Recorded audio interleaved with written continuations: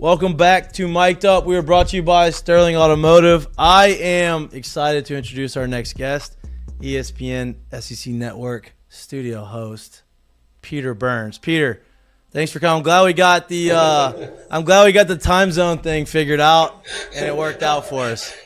Dude, I'm such a dumbass. Hey, listen, I promise you're not dumber than me. I don't know, man. It might be pretty close here. But we're drinking champagne on set, too, so we're good. I need some of that. I'm trying to get the things where I'm not screwing up the camera angle so I look decent here. So, seriously, we were bringing the kids over to dinner tonight, and I'm like, all right, we got to hustle up to get to dinner because I'm going to get there early. I was meeting my parents who are Baton Rouge natives, and they live here in Charlotte now, too. And I'm like, all right, this will be sweet. I'll get there early. We'll knock it out. And then I text you, and I'm like, oh, shit. Like, I was like, hey, you made me panic. I'm like, wait, hey, I think we're on Central Time here. I was like, just want to make sure. I'm glad we got it. I'm glad you're here, though. Where are you?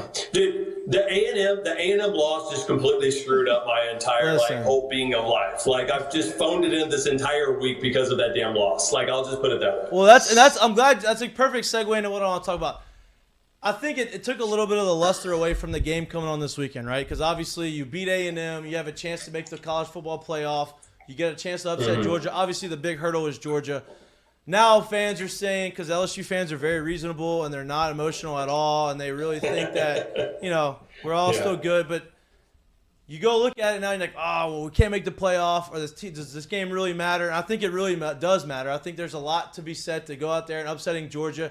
But how do you beat Georgia after coming off a loss like that? What is the recipe in beating it? Because we had a guy on from Georgia on Monday. He said, well, the recipe really is you got to throw the ball downfield, hope for some pass interference calls to move the chains. I'm like, well, I don't know if that's the case. I think that we could do a little bit more than that. That's feast or famine, right? You're going to have to. It's got to be some balanced parts of it. But I also look at it exactly what A&M did to beat us last week, right? Which was, hey, you get a bunch of good positive yards on first down and second down, and it felt like for the first half of that game that every time I turned around they had 3rd and 2. Right. That's obviously easier said than done. But again, the stars have to align. You go back and look at this defense and how good it is. Over the last couple of years. Kirby don't play, man. Right. Kirby it's incredible. And Ringo's playing a little bit better. All those guys. Now that they're a little bit healthier. Again, what you got to do is you got to murk up the game a little bit, like just muddy the water, and you need Stetson to have a little bit of a gunslinger. And Stetson Bennett has a little gunslinger mentality into him, to where all of a sudden you punch him in the mouth and you get him in the wrong place at the wrong time. You got to have that seed of doubt. I will say this, though, and Kirby does a good job of having his guys prepped week to week. I don't think there's an overlooking factor, but the fact that LSU is not playing for a college football berth, I think takes a little bit of luster, obviously, out for LSU fans. But I think it also, in a certain way, I can see Georgia fans looking at this going, well, dude, we're in no matter what. Right. And Kirby doesn't coach that way. But there is some inkling of that, of going, all right, it's like playing in a golf tournament. You got a couple mulligans in your pocket, like they're in a good spot. They're outside of them just getting their ass beat 63-31 or whatever like that. Like Tennessee got to South Carolina. They're in. They're in the college football playoff. Right. Yeah. No. You talk about how good and how elite their defense is, right? I think everybody knows that. Everybody knows that Kirby Smart is a defensive guy. Mm-hmm. They've had elite defenses. It seems like, now obviously you have Bowers and you have Washington, you have all the tight ends and you have those guys. It seems like their offense is containable. I don't want to say stoppable, but it seems like you're able to play with them defensively. Now obviously you have to play a little bit better than you did against A&M. You can't just get run through and not be able to have them in 3rd and longs. Am I off base in that assessment, or is that? Yeah, I think it's complementary. Yeah. I think they probably do as good of a job as playing complementary football as anybody. And you go back and look at when they were really good in 2017, they probably ran the ball a little bit better then than they did now. I mean, they had Sony Michel and Nick Chubb there. The tight end situation is much better this year. But, I mean, they don't have I don't believe A.D. Mitchell is going to play. That's their burner. That's the guy that can take the top off the defense right now. And he hasn't been available to play for more than a handful of plays this entire season. So, yeah, are they a little limited? Yeah, but then they'll just, it's death by 1,000 paper cuts, right, man. Right. What they're going to do is they're going to try to win the field position game. They're going to play suffocating defense, and they're going to wait for you to make a mistake. The lucky part about it, other than, Jaden having that first fumble, he hasn't made a whole lot of mistakes. And now I'm still trying to figure out, and I'm telling you, I've texted as many people as I know, and you might know, I'm sure you being in the 225, you know it better than I do. It is like state secret about, the health of Jaden Daniels coming up right now. I mean, like, legitimately people I normally would talk to, they're like, bro, just don't, ask me any questions. Just don't ask me about Jaden's health. So, I think that's truly kind of a game-time decision at this point. And if he can't play, man, as much as I want it for Nuss, that's tough because Daniels has shown he's a tough SOB. Especially, man, I thought he was out for the season like 2 or 3 times in the last part of that game. Yep. Yeah. And not the scary thing. This is a very big hypothetical that I posed earlier in the show. Is if Jaden is out and he can't play, which I think he is going to play. I don't know. Nobody's told me that, but I think that he is going to play. If he doesn't play and Nussmeier ends up playing, and obviously all the fans, everybody's been wanting for the balls to go downfield, and Nussmeier just pulls the game out of his ass, and he throws for 350 and 4 touchdowns. Like, God knows what's going to be said over here. Now, I hope that happens. I hope Jaden plays and he does really well, but it's a hypothetical that I pose. I don't know what's going to happen if that happens. And I will say this, though. There's part of me that's already convinced myself I'm okay with them losing because we're beyond every aspect that I thought that we'd see Brian Kelly in 1 year. Like, if you would have told me, like, at the beginning of the season, you're going to go to Atlanta, I go, F you. Like, I'm not even – don't play the rest of the season. Like, it's fine. I'll take that. I don't care what happens. What happens, though, if all of a sudden you just catch lightning in a bottle and you win, then the A&M loss is really going to just murder me. Right? Yeah. Like, there's a part of me, and I listen, I love LSU with every fiber of my damn body, right? But, like, a part of me is like, I kind of want to be okay with them just being damn dominant, but showing that we can play, that we're not that far away, so where BK could be like, hey, man, calls the recruit and go, if I had 2 of you guys, it's a game changer. This is what excellence looks like. Nah, screw that. I want to be just win the game. Just win the damn game. Jay, you got something for him? Look, I got a question. Lloyd's going to actually love this. So we obviously know how good Georgia is on defense. We know how sound they pretty much are on offense, right? And then you sit there and you watch the game. What has been LSU's Achilles heel pretty much all year, do you think inside that building right now there is a huge emphasis on, I'm not necessarily talking about trick plays, but on literally making winning plays over and over and over again on special teams? Do you think that could play a huge factor in a game like this where, like you said, they play a game of death by 1,000 paper cuts. So you putting them in positions to where they're behind the 8 ball, deep in their territory, maybe having a trick play here or there, and maybe changing flipping field positions those ways. Do you think something like that is at a real emphasis in a game like this?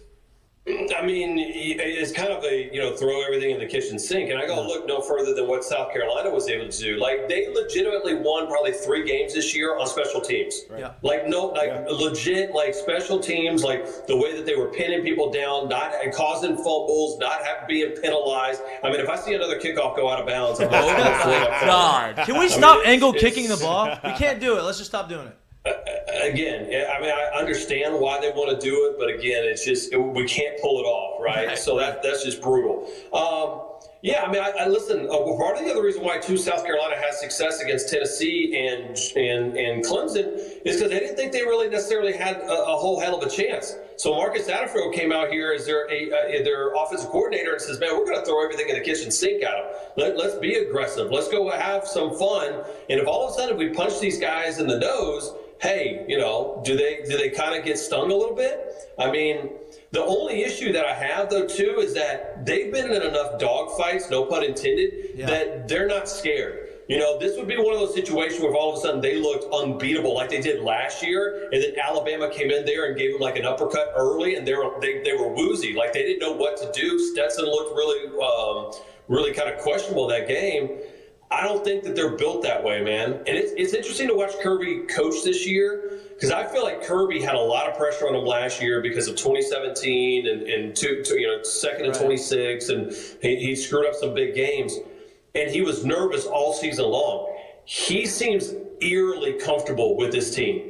Like the way that he coaches, he's not dropping F-bombs every other word. I mean, he's coaching them up, and I think he's matured a whole hell of a lot as a coach. And there's no more pressure because he already got that one in the back. Now, and look, I think you're 100% right about that. I do think like the Alabama game last year kind of, like you say, got punched in the nose, and they were kind of taken back on it. I do think that they have, matured to a sense of, like you said, Kirby, he loves them. He's very confident in what they can do.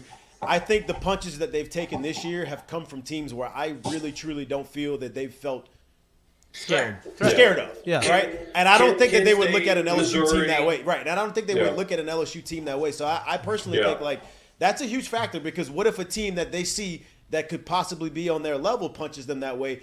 Do they react the same way? Are they still as calm the same way? Yeah. Yeah, I mean, go back and look at. I mean, they absolutely just crushed Tennessee, right? And that was Tennessee's big game, right? Same thing about Florida. Like, they've played down a little bit to their competition, but again, I think it's going to be a good game. Again, I don't see Georgia being able to blow them out, right? And I want to see what kind of fight this team has. Like, hey, if they get down, and in a weird way, let's say that that LSU loses, right? It could very well happen. Vegas thinks it's going to by 17 points, right? But like, what happens all of a sudden if it's 14-0 Georgia at the end of the first quarter? My eyes are going to be equally on LSU to figure out like who's there to fight and who's packed it in. Yep, no doubt. Like, because that tells me like from Brian Kelly's standpoint, like. He didn't recruit a bunch of these players. Like, are these guys still buying in? I think they are, right? I think they just ran into a talented team. And I think in College Station, what fans don't understand is that it's damn hard to win in the SEC, especially at night, and especially when you're the hunted. And that's a new role that LSU's got to get used to being, is no longer the hunter. I mean, it's freaking LSU, man. Like, you're going to be the hunted the remainder of as long as Brian Kelly's out there. No doubt. And it was A&M played a perfect game. Like, they couldn't have played a more perfect game. Every break went their way. They did what they wanted to do. They ran their game plan the right way. It was a perfect game, and it just, unfortunately, it unfolded that way. Lloyd, you got something for him? Yeah, I wanted to hit a little bit on the spread that you were talking about. 17 points, and it goes up to 18 a little bit. I think that there's some merit to maybe being at Jaden Daniels. We had to have a guy go in to the LSU lunchroom to see him in a boot. That's the only way we could find out about it. So that's how top secret it is.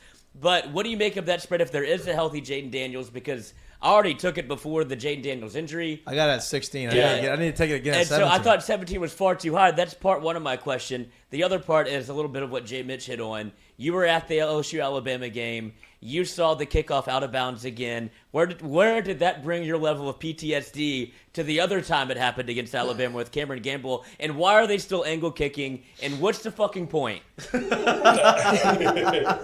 complex question. I was going to say, like they teach you in television never to ask a double-barreled question, which means two questions, right? Because the person being interviewed will always take either the easiest one or the second last one, right? So in the 14th question that you asked, you know what? It was a weird deal because I mean, you guys have seen the post with me and my wife over in Tiger Stadium, and we're going crazy. Like, I mean.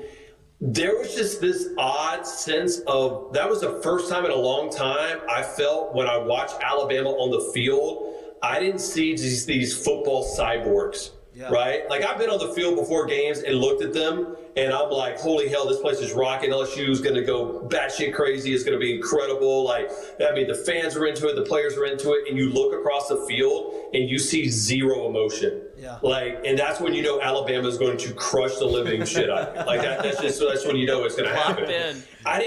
I didn't feel that way. And it honestly, going back to earlier this year at Tennessee when Will Anderson and Nick Saban said that they were shook in the tunnel. Yeah, I'm like, that was the worst thing that could have happened. Like, I was surprised. I'm glad they said it, but I was surprised any of them admitted that, because I think in years past at LSU, they've always put the Alabama game on such a high pedestal, right? To where it was like, and I've always said this, that the bye week screwed LSU for so many years, because LSU would make it into a bigger deal, and Saban would win it, the mental game before the game even started.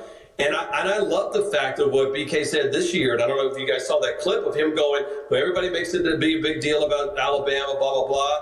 Bullshit. It's just another week. I was like, okay. Yeah. All right. Yeah. And even in 2019, it felt different, that it was not about, it's the Alabama game. They approached it different, like it was another week. I remember talking to Ocheron's people in there. So, again, I like that mentality. It does make it harder to swallow the A&M loss, because I thought that they compartmentalized everything pretty well and they wouldn't get caught up slipping, but they did. But yeah, I mean, listen, I'll be in the press box, and I'll probably be kindly escorted out if they do kick the ball, especially if it's the opening kickoff. If it's the opening kickoff, you know what?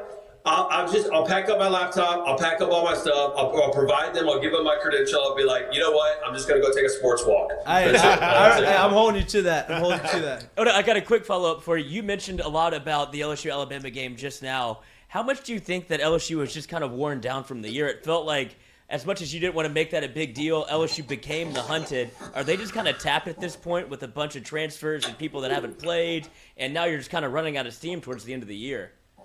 Yeah, everybody is. And I mean, I think that's part of the situation about college football. That's the reason why Alabama wasn't Alabama this year, right? Is because traditionally they can throw 3 waves of first-string, 4-star, 5-star guys at you. You're just like, hell, this is old school Chinese bandits where you got 3 different teams coming at you, right? Like, that's not the case now. And and it's going to take a while. I mean, I know the number of people say 39, but it was probably closer to about 50 guys, scholarship-wise, that could play. Those are crazy low numbers. And then you talk about guys getting hurt or banged up and can't go. I mean, listen, I look at this and go, you play tough this week, but you damn sure need to win a bowl game, because to lose 3 in a row after having a really good season would put a lot of salt in my mouth. Yeah, I agree. We talked about that a little earlier. With 5. Yeah, we talked about that a little earlier in the year. It's tough to end it with 3 straight losses. Peter, I appreciate you coming. Before I let you go, the college football playoff poll came out last night. Obviously, a lot of people were pretty disappointed. LSU dropped to 14. To me, listen, they lost an unranked team on the road. Like, whatever. Like, they're not going to make the playoffs. But what I found interesting was the teams that really didn't make a drop, right? A la Clemson or, Ohio State. What is your take on the playoff in the top 10, and how is there an avenue for Alabama maybe to sneak in, or do you think they're completely out? Well, I mean, first of all, Tennessee should be ranked above Alabama. I agree. Right? I mean, you look at the criteria, and it goes to who had a bigger strength of schedule. Tennessee had a bigger strength of schedule. Who actually, God forbid, won on the field? Tennessee beat them, right? Who had more top 25 victories? Tennessee had more than Alabama. Common opponents. Look at the LSU game, right? Bama lost to us, and then in Tennessee, pole waxed us at 6 a.m. on the Central, with an opening kickoff that went out of bounds, right? Central. So, I mean, every single one of those factors, Tennessee beats Alabama, so they should be ranked ahead of them. I mean, in a weird way, that's why I'm actually pulling for TCU and USC this weekend, is because I don't want to see Ohio State, after getting their butt whooped in their own building and frankly embarrassed, to weasel their way into the college football playoff. Like, you on the biggest stage, right? The one big opponent that you played, that was, you just puked on yourself. Like, you pull an old school Notre Dame, like at home, at home, right? Yeah. And that's not, you can't. It's not deserving of a spot. So again, I'd like to see USC, Caleb Williams. I mean, as much as I hate USC's guts for where they try to falsely claim that they got 0-3, which is a bunch of what. Hey, Caleb Williams is, I'll let you say it, and I was going to say something even stronger, but then you guys And then TCU, I mean, listen, I think if you're Georgia, the best case scenario is that TCU loses a close game to K-State and they fall to 4 because I like the matchup better for Georgia to play TCU than the wild card that is Caleb Williams and the Trojans. So. For sure. And like my take on it is obviously Georgia's in, obviously Michigan's in. I think where they put some of the other teams in the rankings, like Penn State being 8, like come on. Exactly. I mean, come on. Exactly. They played 2 opponents and they got their ass whooped by Michigan and Ohio State. They're 0-2 and they got outscored by 30. So I was just like, when that's considered a quote unquote good win, I'm like, that makes me want LSU to change conferences, go play in the Big Ten, and just roll out of the building. No doubt. And what happened was obviously they're making the other strength of conference better and strength of schedule better, so Ohio State can't get in with 1 loss. And so TCU maybe can't get in with 1 loss with Kansas State in the top 10. Mm-hmm. So I don't know. I don't think Alabama has an avenue to get in, but who knows? They're Alabama. College football loves Alabama, and they're going to try their hardest to put them in. I will say this in closing, because I got to roll because I got a big Call of Duty and Fortnite day coming up. Here's my studio where you need. I love that. You need the Mike Tyson punch out things. Wow, look at that! How do you beat the final boss? So man, you got to punch in the code. I still to this day. I'm still pissed off. I don't think I've ever taken down Tyson in the old school punch out. Wow. So you need the cheat codes. Yeah, I know. Seriously, I need like the old Game Genie or like the Contra up, down, up, down, up, down. So that's it. I love that. Hey, there it is, boys. Peter, I appreciate it, dude. We'll stay in touch. I'll send you text. I'll text you through the game. Hopefully, I keep you off the ledge. Hopefully, we don't kick the ball out of bounds and you can still finish the game up there. And I hope you win your Fortnite match tonight. Hey, normally it's me and Spears, but he's up in Bristol doing the real work over at Sports Center. So I'll probably hang out with some of my Baton Rouge boys on Call of Duty tonight. I love it, man. I appreciate you, man. Thank you. See ya. All right, man. Later.